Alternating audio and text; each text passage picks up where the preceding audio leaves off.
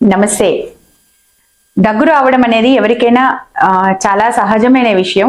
చిన్న కోల్డ్ వచ్చినా అది చివరికి దగ్గు దాకా వస్తూ ఉంటుంది. It's quite common. కానీ కొన్నిసార్లు దగ్గే కదా అనుకుంటే అది లంగ్స్ దాకా పాకి ఇన్ఫెక్షన్ చాలా పెద్ద సమస్యగా పరిణమించవచ్చు. కొన్నిసార్లు అది న్యూమోనియాగా అవ్వచ్చు. సో మెయిన్ గా ఈ రెయినీ అండ్ వింటర్ సీజన్ లో ఎక్కువగా కనిపించే ఈ న్యూమోనియా అసలు ఎందుకు వస్తుంది, ఎందుకు లంగ్స్ వరకు ఇన్ఫెక్షన్ ఎందుకు వెళ్తుంది, ఏమవుతుంది లంగ్స్ కి, ఇది ప్రాణాపాయమేనా, నిజంగా దాన్ని ఎలా హ్యాండిల్ చేయాలి, రాకుండా ఏమన్నా ప్రివెంట్ చేయొచ్చా, ఇలాంటి అనేక విషయాలు మాట్లాడడానికి మనతో ఉన్నారు senior pulmonologist in Amor hospitals doctor Harish గారు. సార్ నమస్తే. సార్ నమస్తే అండి. ఇది సీజనల్ కదా న్యూమోనియా, చాలా ఎక్కువ పర్సెంటేజ్ లో కూడా, అంటే దాదాపుగా చాలా మందిలో కనిపిస్తుంది కదా సార్. అంటే ఎంత మందిలో మీరు చూస్తున్న వాళ్ళలో ఎంత ఉండొచ్చు సార్ ఇది? ఇప్పుడు ఈ అంటే లైక్ రైనీ సీజన్ స్టార్ట్ అయినప్పటి నుంచి వింటర్ అయిపోయే వరకు ఆల్మోస్ట్ ఒక 10 పేషెంట్స్ నాకు అడ్మిట్ అవుతే అందులో ఒక 6 to 7 పేషెంట్స్ కి న్యూమోనియాస్ అనేవి ఉండడం చాలా కామన్ గా ఉంటుంది అనమాట. యాక్చువల్లీ న్యూమోనియా అంటే మామూలుగా లంగ్స్ ఇన్ఫెక్షన్ అనేది కామన్ గా అందరికీ అర్థం అవుతుంది. But what is pneumonia? Pneumonia అంటే ఏంటంటేనండి, ఊపిరితిత్తుల్లో వచ్చే ఇన్ఫెక్షన్. మామూలుగా జనరల్ గా వాడుక భాషలో జనాలు ఎట్లా అంటే నిమ్ము వచ్చింది, ఊపిరితిత్తులో నిమ్ము వచ్చింది అని చెప్తూ ఉంటారు. ఈ నిమ్ము అనేది ఏంటంటే జస్ట్ నిమోనియానే వాడుక భాషలో అందరూ సాధారణంగా నిమ్ము అని అంటుంటారు. బ్లడ్ లో ఇన్ఫెక్షన్ వస్తుంది, అట్లనే కడుపులలో ఇన్ఫెక్షన్స్ వస్తుంటాయి, పేగుల్లో ఇన్ఫెక్షన్ వస్తుంటుంది, ఊపిరితిత్తుల్లో కూడా ఇలాగే ఇన్ఫెక్షన్స్ వస్తుంటాయి అన్నమాట. అందులో బ్యాక్టీరియల్ ఇన్ఫెక్షన్ కావచ్చు, వైరల్ ఇన్ఫెక్షన్ కావచ్చు, ఫంగల్ ఇన్ఫెక్షన్ కావచ్చు, ఈవెన్ టీబీ కావచ్చు, ట్యూబర్కులోసిస్ అంటాం కదా, ట్యూబర్కులోసిస్ కూడా నిమోనియా లాగే ప్రెజెంట్ అవుతుంది. సో ఏ ఇన్ఫెక్షన్ ఊపిరితిత్తుల్లో వచ్చినా దాన్ని కామన్ గా నిమోనియా అంటాము. బ్యాక్టీరియల్ ఇన్ఫెక్షన్ అయితే బ్యాక్టీరియల్ నిమోనియా అంటాము, వైరల్ ఇన్ఫెక్షన్ అయితే వైరల్ నిమోనియా అంటాము, ఫంగల్ అయితే ఫంగల్ నిమోనియా అంటాము. ఒక్కొక్క దానికి ఒక్కొక్క ప్రత్యేకమైన క్యారెక్టరిస్టిక్స్ ఉంటాయి. ఇప్పుడు సార్ మామూలుగా దగ్గు అనేది కామన్ గా చూస్తూనే ఉంటాం, బట్ అదే న్యూమోనియాలో కూడా మనం దగ్గు చూస్తాం మీరు. అంటే ఇప్పుడు ఈ మామూలు కామన్ గా వచ్చే ఈ కామన్ కఫ్ అనేది అది న్యూమోనియా వరకు వెళ్ళింది అంటే ఇది చాలా సీరియస్, ఇది లంగ్స్ ఇన్ఫెక్ట్ అయ్యాయి అని ఎలా గుర్తించాలి? ఎప్పుడు మీ దగ్గర దాకా రావాలి? యూజువల్ గా ఏంటంటే ఎప్పుడైతే దగ్గు స్టార్ట్ అవుతుందో అప్పర్ రెస్పిరేటరీ ట్రాక్ట్ ఇన్ఫెక్షన్స్ అంటాం. అంటే ఓన్లీ పై వరకే, గొంతు వరకే ఇన్ఫెక్షన్స్ ఉన్నప్పుడు జనరల్ గా పొడి దగ్గు వస్తూ ఉంటుంది. పొడి దగ్గు రావడము, గొంతు నొప్పి ఉండడము, ఇలాంటివి ఉంటాయి అన్నమాట. సో అది ఓన్లీ అప్పర్ రెస్పిరేటరీ, అప్పటికి ఇంకా అది నిమోనియాగా అయ్యి ఉండదు. ఓన్లీ పై వరకే ఇన్ఫెక్షన్ ఉండొచ్చు, ఆ గొంతు వరకే ఇన్ఫెక్షన్, అప్పర్ రెస్పిరేటరీ ట్రాక్ట్ వరకే ఇన్ఫెక్షన్ ఉంటుంది. ఎప్పుడైతే ఊపిరితిత్తులు ఇన్వాల్వ్ అవుతున్నాయో దాని లోవర్ రెస్పిరేటరీ ట్రాక్ట్ ఇన్ఫెక్షన్స్ అంటాం. సో ఆ నిమోనియాగా కన్వర్ట్ అవుతున్నప్పుడు దగ్గు తెమడతో రావడము, ఈ ఇన్ఫెక్షన్ అనేది ఊపిరితిత్తుల్లోనే ఉండకుండా ఊపిరితిత్తుల నుంచి బ్లడ్ లో కూడా వెళ్ళి జ్వరం రావడము, ఆయాసం రావడము, ఊపిరితిత్తులు ఎక్కువగా ఇన్ఫెక్షన్ వచ్చింది అనుకోండి ఆయాసం రావడము, ఆక్సిజన్ లెవెల్స్ తగ్గిపోవడము, ఇలాంటివి జరుగుతూ ఉంటాయి అన్నమాట. ఎప్పుడైతే దగ్గు వారం రోజుల కంటే ఎక్కువ ఉండి, లేదా దగ్గుతో పాటు బాగా జ్వరం, హైగ్రేడ్ ఫీవర్స్ అంటాం, ఆ హైగ్రేడ్ ఫీవర్స్ కానీ, ఆయాసం రావడం కానీ, చెస్ట్ లో పెయిన్, ఛాతీలో నొప్పి రావడం కానీ, ఇలాంటి సిమ్టమ్స్ ఉన్నప్పుడు, ఇంకా కొంతమందికి కొంచెం altered mental status, oxygen levels బాగా తగ్గిపోవడం వల్ల కొంచెం కన్ఫ్యూజ్డ్ స్టేట్, ఇలాంటివి కూడా వస్తాయి అన్నమాట. బాగా కొంచెం ఏజ్ ఎక్కువ ఉన్న వాళ్ళకి ఇలాంటి లక్షణాలు కనపడినప్పుడు ఇమీడియట్ గా పల్మనాలజిస్ట్ ని కానీ లేకపోతే ఎవరైనా దగ్గరలో ఉన్న డాక్టర్ ని కానీ కలవడం మంచిది. మామూలుగా మనకి కామన్ గా అలవాటు కదా సార్, దగ్గు వచ్చిందంటే ఏదో సిరప్ తాగడము, అట్లా కొద్ది రోజులు చూడడము, అంటే ఈ లోపు ఏమైనా సమయం మించిపోతుంది అంటారా? దానికి ఇమీడియట్ గా ఫస్ట్ అంటే దగ్గు అనేది మొదలైంది అంటే ఇమీడియట్ గా ఎలా స్టెప్ తీసుకోవాలి, ఎప్పుడు ఎట్లా రావాలి? ఎప్పుడైనా దగ్గు స్టార్ట్ అయింది అంటే ఇమీడియట్ గా వీలైనంత త్వరగా డాక్టర్ ని కలవడం మంచిది. ఎందుకంటే అది మామూలు దగ్గు అయి ఉండొచ్చు, లేదంటే ఇన్ఫెక్షన్ వల్ల వచ్చే దగ్గు కూడా అయి ఉండొచ్చు. అది మనం కొన్ని టెస్ట్ చేసి దాన్ని కనిపెట్టొచ్చు అనమాట, వెదర్ నిమోనియా ఉందా లేకపోతే నార్మల్ గా ఓన్లీ అప్పర్ రెస్పిరేటరీ ట్రాక్ట్ లోనే ఇన్ఫెక్షన్ ఉందా, గొంతు వరకే ఇన్ఫెక్షన్ ఉందా, లేకపోతే ఊపిరితిత్తుల్లో కూడా ఇన్ఫెక్షన్ ఉందా అనేది మనం కొన్ని టెస్ట్స్ ఉంటాయి, కొన్ని బ్లడ్ టెస్ట్స్, సిబిపి అంటాం. సిబిపిలో ఎప్పుడైతే ఊపిరితిత్తుల్లో ఇన్ఫెక్షన్ కానీ, ఎక్కడ ఇన్ఫెక్షన్ ఉన్నా కానీ యూజువల్ గా ఊపిరితిత్తుల్లో ఇన్ఫెక్షన్ ఉన్నప్పుడు ఏమవుతుందంటే తెల్ల రక్త కణాలు అనేవి చాలా ఎక్కువగా ఉంటాయి. Yeah. వాటితో పాటు ఒక చెస్ట్ ఎక్స్రే మెయిన్ గా. చెస్ట్ ఎక్స్రే తీస్తే మనకి బేసిక్ ఊపిరితిత్తుల్లో ఏదైనా ఇన్ఫెక్షన్ ఉందా లేదా అనేది తెలిసిపోతుంది. ఎక్స్రే అండ్ సిబిపి ఇవి రెండు మెయిన్ బేసిక్ టెస్ట్ అన్నమాట, ఇనిషియల్ టెస్ట్. వెదర్ నిమోనియా ఉందా లేదా అని తెలుసుకోవడానికి ఇవి రెండు బేసిక్ ఫస్ట్ ప్రిలిమినరీ టెస్ట్ అన్నమాట. ఎక్స్రే నార్మలే ఉంది కానీ వైట్ బ్లడ్ సెల్స్ ఎక్కువ ఉన్నాయంటే సమ్ అదర్ వేరే ఏదైనా ఇన్ఫెక్షన్ ఉండొచ్చు. అప్పర్ రెస్పిరేటరీ ఇన్ఫెక్షన్స్ కూడా ఉన్నా కూడా సిబిపిలో తెల్ల రక్త కణాలు అనేవి ఎక్కువ ఉంటాయి. Yeah that's true. ఇప్పుడు న్యూమోనియాకి మెయిన్ గా కాజెస్ ఏంటి, ఎలా వస్తుంది, అంటే మోడ్ ఆఫ్ ట్రాన్స్మిషన్ ఏంటి? మోడ్ ఆఫ్ ట్రాన్స్మిషన్ మెయిన్ గా ఏంటంటే ఒకళ్ళ నుంచి ఇంకొకళ్ళకి. ఇప్పుడు మనం ఆల్రెడీ ఇన్ఫెక్షన్ ఉన్న వాళ్ళు దగ్గినప్పుడు లేదా తుమ్మినప్పుడు లేదా మాట్లాడినప్పుడు ఆ నీటి తుంపర్లు ఏవైతే గొంతులో నుంచి బయటకు వస్తాయో వాటిలోనే వైరస్ కానీ బ్యాక్టీరియా కానీ బయటికి రావడం జరుగుతుంది అనమాట.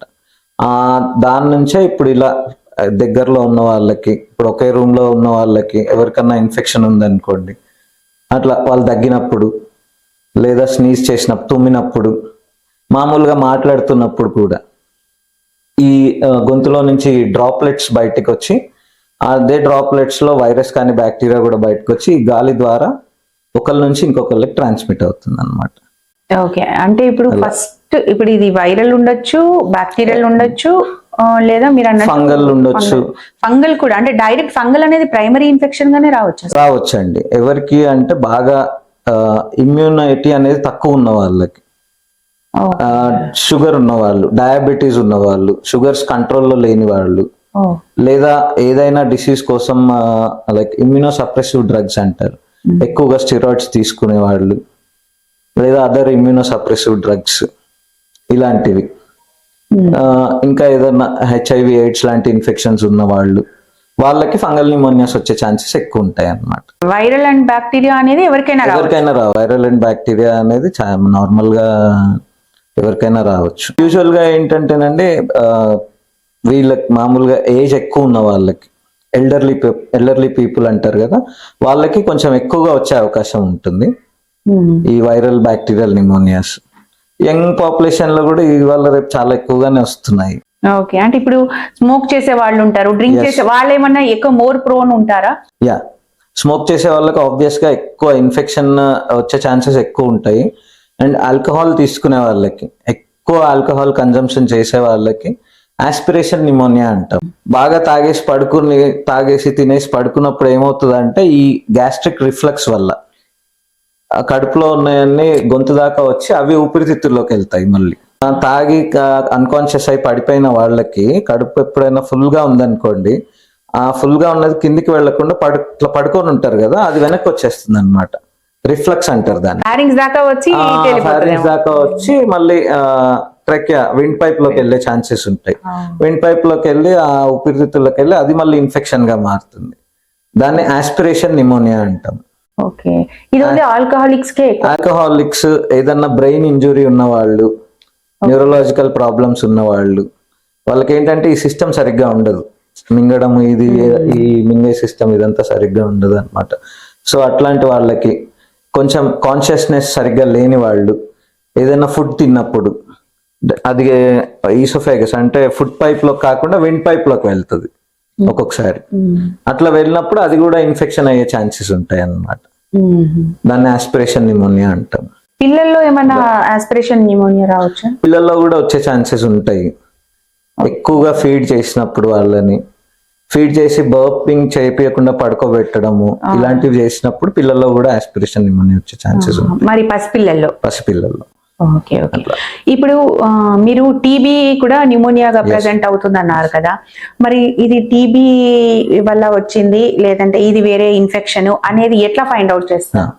సో యూజువల్ గా ఏంటంటే ఇనిషియల్ గా ఎక్స్రే తీసి చూస్తాం, ఎక్స్రేలో ఇన్ఫెక్షన్ ఉందా లేదా అనేది తెలుస్తుంది. దాని నెక్స్ట్ స్టెప్ లో ఏంటంటే will do a HRCT chest, CT scan అంటాం కదా, చెస్ట్ సిటీ స్కాన్ చేసి చూస్తాం. సిటీ స్కాన్ చూస్తే ఒక ఐడియా వస్తుంది అనమాట, ఇది బ్యాక్టీరియలా, వైరలా, లేదంటే ట్యూబర్క్యులోసిసా, లేదంటే ఫంగల్ న్యూమోనియా అనేది ఆ సిటీలో కొంచెం ఆ ఇమేజెస్ లో తెలుస్తుంది ఒక ఐడియా.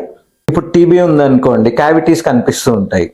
అదే ఫంగల్ న్యూమోనియా అనుకోండి, తేనె తట్టు అంటారు కదా, హనీ నెస్టింగ్ అంటారు కదా, సో హనీ నెస్ట్ లాగా కనిపిస్తుంటుంది. చూస్తానికి. వైరల్ నిమోనియాస్ ఎట్లా అంటే, వైరల్ నిమోనియాస్ యూజువల్ గా 2 లంగ్స్ లో కనిపిస్తాయి. గ్రౌండ్ గ్లాస్ ఒపాసిటీస్ అని వినుంటారు కోవిడ్ లో చాలా. ఆ 2 వైపులా వస్తుంది అనమాట. ఒక లంగ్ ఇన్ఫెక్ట్ ఒక లంగ్ కాదు, 2 లంగ్స్ ఇన్ఫెక్ట్ అవుతాయి వైరల్ లో. యూజువల్ గా వెరీ కామన్ గా 2 లంగ్స్ ఇన్ఫెక్ట్ అవుతాయి వైరల్ నిమోనియాలో. బ్యాక్టీరియల్ నిమోనియా నార్మల్ గా అంత ఇట్లా తెల్లబడిపోయినట్టు ఒకటే ఏరియాలో ఉంటుంది బ్యాక్టీరియల్ నిమోనియా. అయితే రైట్ లంగ్ లో ఉందనుకోండి, రైట్ లంగ్ లో అప్పర్ పార్ట్ లో కానీ, మిడిల్ పార్ట్ లో కానీ, లోవర్ పార్ట్ లో కానీ ఏదైనా ఒకటే పార్ట్ లో ఉంటుంది యూజువల్ గా. మరీ సివియర్ అయితేనే మొత్తం లంగ్ అంతా ఇన్వాల్వ్ అవుతుంది. అండ్ ఇంకొకటి ఏంటంటే, ఈ సిటీ చేసి చూసిన తర్వాత, సిటీ చూస్తే మనకు ఒక ఐడియా వస్తుంది ఏ టైప్ ఆఫ్ నిమోనియా ఉంది అని. అండ్ దాన్ని ఎలా కన్ఫర్మ్ చేస్తాము అంటే, ఇదర్ స్ఫూటం తెమ్మడ వస్తుంది అంటే స్ఫూటం టెస్ట్. స్ఫూటం రావట్లేదు, స్ఫూటం టెస్ట్ చేసినా కూడా మనకి ఏంటి అని తెలియలేదు అంటే బ్రాంకోస్కోపీ అని ఒక టెస్ట్. ఎలాగైతే కడుపులోకి ఎండోస్కోపీ చేస్తామో, ఎండోస్కోప్ పాస్ చేస్తామో, అట్లానే ఇది కూడా బ్రాంకోస్కోపీ అంటే కెమెరా పైప్ బ్రాంకస్ లోకి మన లంగ్స్ లోపలికి వెళ్తుంది అనమాట. ముక్కులో నుంచి ముక్కు ద్వారా లంగ్స్ లోకి పంపించి ఎక్కడైతే ఇన్ఫెక్షన్ ఉందో అక్కడ దాన్ని సెలైన్ తో వాష్ చేసి మళ్ళీ ఆ సెలైన్ రిట్రీవ్ చేస్తాం సక్షన్ తోని. ఆ రిట్రీవ్ చేసిన సెలైన్ టెస్ట్ కి పంపిస్తాం అనమాట. TB testing, culture, fungal testing. స్ఫూటంలో కూడా అన్ని TB testing, culture, fungal testing అన్ని చేయొచ్చు. ఏది ఉంది అనేది తెలుస్తుంది. కాకపోతే ఏంటంటే స్ఫూటం తోని కంటామినేట్ అయ్యే ఛాన్సెస్ ఎక్కువ ఉంటాయి అన్నమాట. ఫాల్స్ పాజిటివ్ రిజల్ట్స్ వచ్చే ఛాన్సెస్ ఎక్కువ ఉంటాయి. బ్రాంకోస్కోపీ అయితే ఇంకా కన్ఫర్మేటివ్ గా తెలుస్తుంది. మామూలుగా దగ్గు వచ్చినప్పుడు తెమ్మడ ఏదైతే వస్తుందో అది గ్రీన్ కలర్ లో ఉంటే బ్యాక్టీరియల్ ఇన్ఫెక్షన్, లేదంటే తెల్లగా ఉంటే, లేదంటే ఇట్లా ఉంటే ఇన్ఫెక్షన్ ఉన్నట్టు, ఇట్లా ఉంటే లేదన్నట్టు, ఇది ఎలర్జీ అన్నట్టు, అట్లా ఏదో చెప్తారా సార్? ఎట్లా అది? యూజువల్ గా తెమ్మడ తెల్లగా వస్తుంటుంది చాలా మందికి. ఎవరికి అంటే క్రానిక్ గా దగ్గు ఉన్న వాళ్ళు ఉంటారు, అంటే smoking related diseases, allergy diseases, chronic obstructive pulmonary disease COPD అంటాం, లేదంటే ఆస్తమా. వీళ్ళకి ఏంటంటే క్రానిక్ గా దగ్గు ఉంటుంది. నార్మల్ గా కూడా వాళ్ళు ఏంటంటే ఎయిర్వే రియాక్టివ్నెస్ అనమాట అది. సో దానివల్ల దగ్గు వస్తూ ఉంటుంది వాళ్ళకి. అలా వచ్చింది ఎలర్జీ కానీ, మీరు అన్నట్టు ఈ స్మోకింగ్ రిలేటెడ్ డిసీజెస్ వల్ల వచ్చిన దగ్గు కానీ కాన్స్టెంట్ గా ఉంటుంది. వాళ్ళకి తెల్లగా వస్తుంటది తెమ్మడ. ఎప్పుడైతే ఇన్ఫెక్షన్స్ వస్తుంటాయో గ్రీన్ కలర్ లో కానీ, ఎల్లోయిష్ గ్రీన్ గా కానీ, ఫంగల్ నిమోనియాస్ అయితే బ్లాక్ కలర్ స్ఫూటం రావడము, టీబీ ఇన్ఫెక్షన్ అయితే బ్లడ్ తోని స్ఫూటం రావడము, స్ఫూటంలో బ్లడ్ రావడము, లేకపోతే డైరెక్ట్ గా దగ్గినప్పుడు బ్లడ్ పడడము, ఇలాంటివి జరుగుతాయి అన్నమాట. బ్లడ్ రావడం అంటే నాకు ఇంకో డౌట్ వచ్చింది. జనరల్ గా దగ్గినప్పుడు ఈవెన్ ఎలర్జీ కావచ్చు, క్రానిక్ దగ్గు కావచ్చు, లేదంటే ఇన్ఫెక్షన్ వల్ల అయినా కూడా కొన్నిసార్లు బాగా ఎక్కువ లోపల నుంచి దగ్గాల్సి వస్తుంది. అలా వచ్చినప్పుడు ఏదన్నా ఒక టిష్యూ అటు ఇటు అయిపోయి బ్లడ్ రావచ్చు, కొంతమందికి వస్తుంది. మరి అట్లాంటప్పుడు భయపడతారు కదా, ఎప్పుడు ఇది భయపడాలి? ఏమవుతుంది అంటే, ఇట్లా కాన్స్టెంట్ గా దగ్గుతున్నప్పుడు బాగా ఎక్కువ సివియర్ కాఫ్ ఉన్న వాళ్ళకి ఏమవుతుంది అంటే మ్యూకోజల్ టేల్స్ అంటాం. ఏదైతే లైనింగ్ ఉంటుందో ఎయిర్వే లైనింగ్, లేదా గొంతు దగ్గర ఉండే టిష్యూస్, ఆ లైనింగ్ తెగే అవకాశం ఉంటుంది అనమాట చిన్నగా. ఇట్లా తగినప్పుడు ఏమవుతుంది అంటే కొంచెం వస్తుంది, లైట్ గా, చాలా వెరీ తక్కువగా వస్తుంది అనమాట. అది ఒకసారి 2 సార్లు వస్తుంది తగ్గినప్పుడు. అలా కాకుండా కంటిన్యూస్ గా వస్తుంటే, దగ్గిన ప్రతిసారి బ్లడ్ పడడము, ఎక్కువగా బ్లడ్ పడడము, అలా ఉన్నప్పుడు ఇన్ఫెక్షన్ ఉండే ఛాన్సెస్ ఉంటాయి అన్నమాట. అలా కన్సిడర్ చేయాలి.